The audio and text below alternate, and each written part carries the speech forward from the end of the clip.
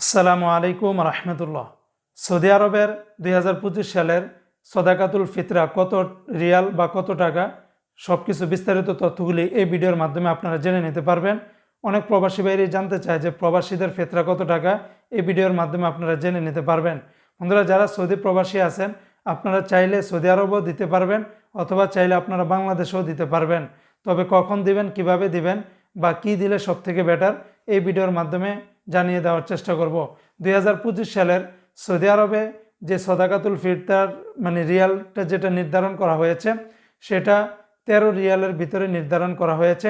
এখন সবার জন্য কিন্তু একরকম না। মনে করেন আপনি সৌদি আরবে একদম উচ্চ পর্যায়ে চাকরি করেন বা আপনি অনেক আল্লাহর রহমতে আপনি ধনী মানুষ আছেন, সেক্ষেত্রে আপনার রিয়ালটা কিন্তু একরকম হবে না, আপনার ফিতরার জনপ্রতি ফিতরাটা কিন্তু একরকম না। আমার স্ক্রিনের দিকে একটু খেয়াল করতে পারেন, যেখানে হাদিস মোতাবেক খাদ্যদ্রব্যের দ্বারা কিন্তু ফিতরা দেওয়া যায়, সেটা খেজুরের মাধ্যমে দেওয়া যায়, পনিরের মাধ্যমে দেওয়া যায়, তারপরে এই গম, জব, চাউলের মাধ্যমে দেওয়া যায়। তো আপনি যদি আজওয়া খেজুরের মাধ্যমে দেন 70 রিয়াল পর্যন্ত আপনি দিতে পারেন জনপ্রতি।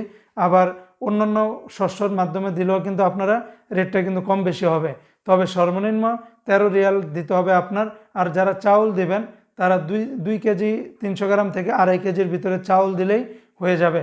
এখন কথা হলো, প্রবাসীরা কি বাংলাদেশে দিবে না সৌদি আরবে দিবে? আপনারা বড় বড় মুফতিদের ফতোয়া অনুযায়ী বাংলাদেশেও দিলেও হয়ে যাবে। তবে অবশ্যই সৌদি আরবের ঈদের নামাজের আগেই সেটা পরিশোধ করতে হবে। তো আপনারা বিকাশের মাধ্যমে দেন বা ব্যাংকে টাকা পাঠান, যেভাবেই দেন না কেন হয়ে যাবে।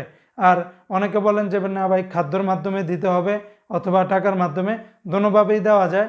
কেউ একেবারে এক সাইড নেবেন না যে খাদ্যের মাধ্যমেই দিতে হবে, বিষয়টা কিন্তু এমন না, টাকার মাধ্যমে আপনারা দিতে পারেন।